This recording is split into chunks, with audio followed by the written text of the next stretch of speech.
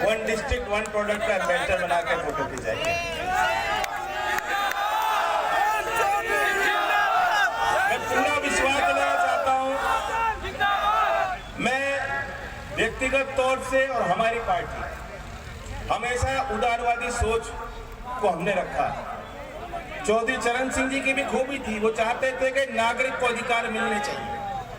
जब भूमि अधिग्रहण कानून में लाया था अपना प्रस्ताव, उसका मूल उद्देश्य ये था कि सरकार हावी हो रही थी, सरकारी तंत्र फैसला ले सकता था कब और किस भाव पे किसी की भी जमीन अक्वायर हो, और नागरिक का कोई अधिकार नहीं था, कोई लीगल डिस्ट्रेस नहीं था, कोई मीडियम नहीं था, कोर्ट में मामले फंस जाते। तो वो कानून भी यही था कि नागरिक के अधिकारों का हनन ना हो। ये किसान आंदोलन भी यही है, अभिव्यक्ति की आजादी मौलिक अधिकार है, सरकार नहीं रोक सकती।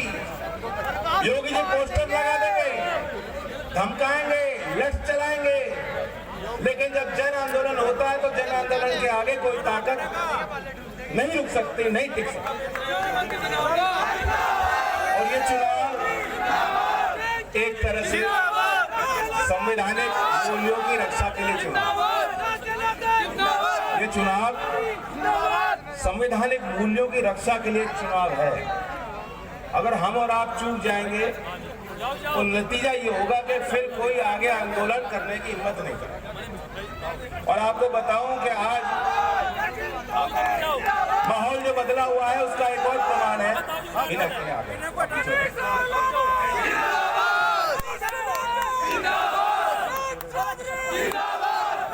तो ये आपकी पहचान नहीं है।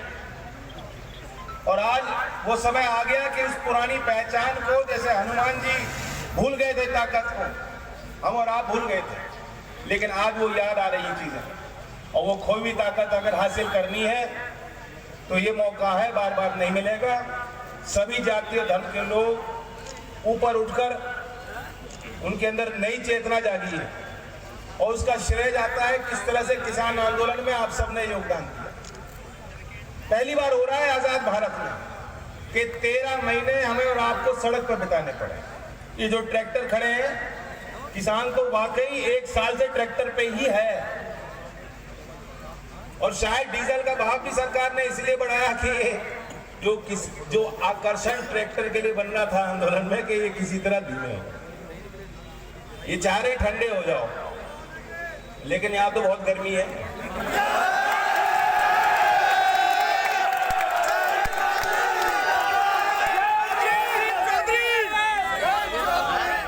वे तो उलझुल बात कर रहे हैं कि ठंड कर देंगे, जिन्ना पाकिस्तान में गोला मारना है, ये कोई हमारे मुद्दे नहीं।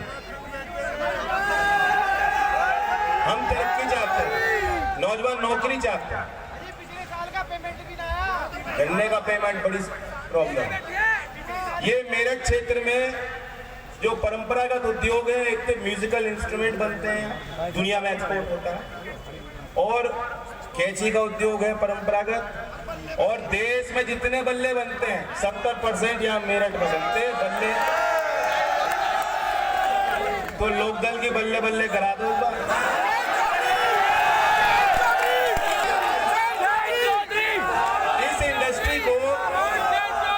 इस इंडस्ट्री को जो छोटा उद्योग है, परंपरागत उद्योग है, सरकार ने सुविधा नहीं दी।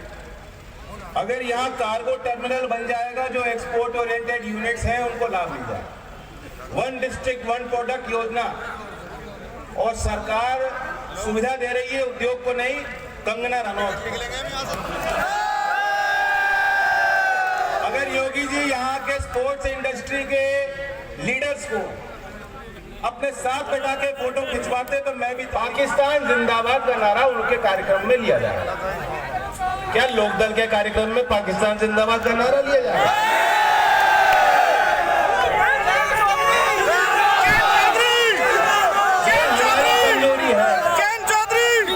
हमारी कमजोरी है कि आज हम यहाँ खड़े हैं, और अगर फिर कमजोरी दिखाओगे तो वो दिन दूर नहीं कि किसान के बच्चों के पोस्टर योगी जी लगा करेंगे और NSA लगा के, UAPA लगा के जेल में बंद करेंगे। ये किसान ना होते, अगर ये क्षेत्र गर्म ना होता तो ये देश आजाद होने वाला नहीं था। ये क्रांति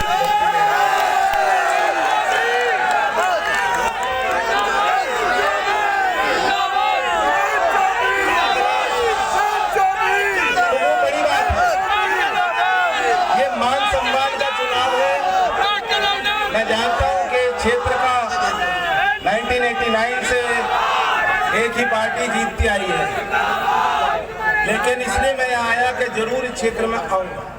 और ये भी पीछे नहीं हटी, बहुत हिम्मत वाली महिला है। मैं आपको बताना चाहता हूँ, कम महिलाओं को हमने टिकट दिया, बहुत कम महिलाओं को हम टिकट दे पाए।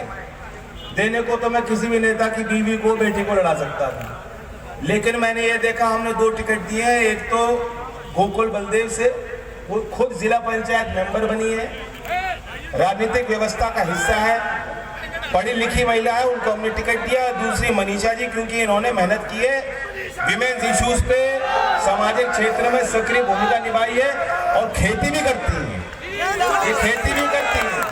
तो इसलिए मेरे लिए परफेक्ट कॉम्बिनेशन जो RLD में फिट बैठती थी। मुझे बड़ी खुशी है कि इनको हमने उम्मीदवार बनाया, इन्हें भरपूर आप समर्थन दें। मैं आपको विश्वास दिलाता कि अभी आपका कोई प्रतिनिधि नहीं है, अभी आपका कोई वकील नहीं है जो वकालत कर ले कि मेरे क्षेत्र का क्या हो रहा है। कोई नहीं कह पाता। बीजेपी के इतने विधायक हैं, उनमें से किसी की कोई सुनवाई नहीं हो रही।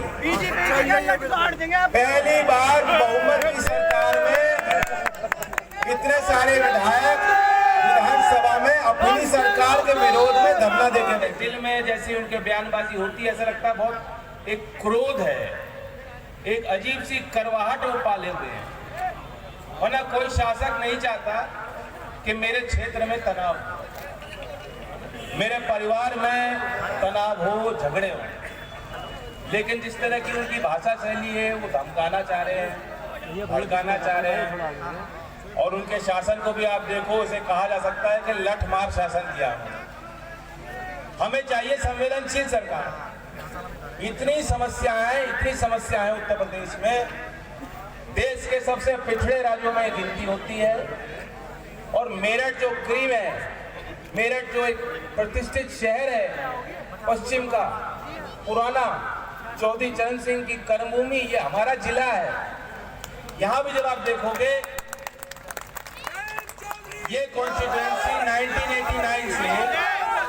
1989 से क्षेत्र की जनता भाजपा को जिता रही है। और आज भाजपा की सरकार दिल्ली में भी है, यूपी में भी है। अब उनका कोई बहाना नहीं है, अब कोई कारण नहीं है कि क्षेत्र का विकास नहीं हो पा रहा।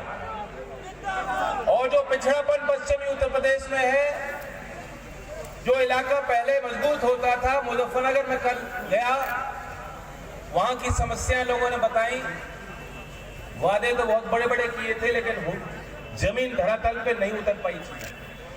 और वो जिला मुजफ्फरनगर जो पर कैपिटा इनकम में कभी एक समय था कि देश में अव्वल माना जाता था, आज वहां वो स्थिति नहीं है। कुछ तो किसानी का संकट है, खेती से जुड़े लोग, समाज में उनका स्थान नीचे होता जा रहा है, गिरता जा रहा है, पतन है, क्योंकि कमाई नहीं, क्रय शक्ति नहीं है किसान परिवार में। साधारण किसान परिवार तो पालन पोषण नहीं। योगी जी कह रहे हैं कि सर्दी कर दूंगा और शिमला पहुंचा दूंगा। बिजनौर में कड़ी धूप निकली हुई है, यहाँ भी धूप निकली हुई है, मौसम बिल्कुल साफ है। देखो मौसम साफ है ना। बिजनौर में हम बड़ी उत्सुकता से सुन रहे थे कि आज मोदी जी वहाँ जा रहे थे और कुछ ना कुछ वो सफाई देते।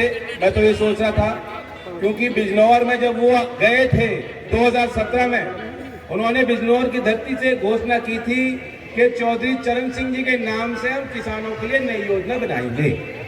और 5 साल चौधरी चरण सिंह जी का नाम नहीं लिया गया, ना कोई योजना सरकार बना पाई। तो मैं तो सोच रहा था आज वहाँ बिजनौर जाएंगे तो उनसे सवाल पूछा जा सकता है और वो कुछ ना कुछ जवाब दे सकते हैं, सफाई दे सकते हैं। लेकिन भाजपा का मौसम इतना खराब हो गया कि बिजनौर का उन्होंने प्रोग्राम ही कैंसिल कर दिया। तो पूरे पश्चिम में लहर है और गठबंधन के सभी कार्यकर्ताओं को समाजवादी पार्टी और हमारे राजभर जी सभी संगठन महान दल के कार्यकर्ता सब मौजूद हैं। मैं धन्यवाद देता हूं और आभार व्यक्त करता हूं। और हमारी सरकार बनेगी तो सबका सम्मान होगा। नमस्कार, मैं हूं मानक गुप्ता। अगर आपको हमारा ये वीडियो पसंद आया हो तो इसे लाइक और शेयर जरूर करें। और हाँ, हमें सब्सक्राइब और फॉलो करना ना भूलें ताकि आप देश और दुनिया की कोई खबर मिस ना करें। तो जुड़े रहिए हमारे साथ और देखते रहिए न्यूज़ 24।